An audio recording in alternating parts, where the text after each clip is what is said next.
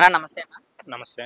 అన్నా 'Indra' cinema re release చేస్తున్నారు August 22కి ఆయన బర్త్‌డే సందర్భంగా. ఎలా ఉంటదనుకోవచ్చు? సినిమా అయితే బానే ఉన్నది.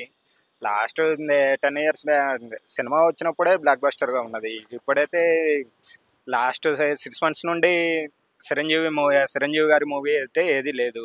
బట్ ఇప్పుడు రీ రిలీజ్ కావడం వల్ల కలెక్షన్స్ ఎక్కువ వచ్చే రికార్డులు ఉన్నాయి.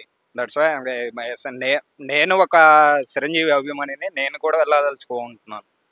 అన్నా చూసుకుంటే చాలా సినిమాలైతే రీ రిలీజ్ అయినాయి కదా! 'మహేష్ బాబు' గారిది గాని, ఎవరైనా సరే. మరి ఇది అంత కలెక్ట్ చేసే అవకాశం ఉందా? డెఫినెట్లీ పక్కాగా కలెక్ట్ చేసే అవకాశం ఉన్నది. ఎందుకంటే లాస్ట్ 3 మంత్స్ 4 మంత్స్ బ్యాక్ ఉంది 'చిరంజీవి' సినిమా అంటూ ఏమీ లేదు.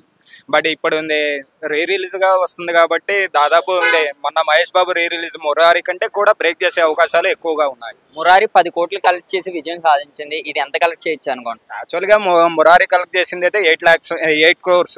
బట్ నాకు తెలిసి అటు ఇటు 9 crores వరకు కలెక్ట్ చేయొచ్చు అని నా అంచనా.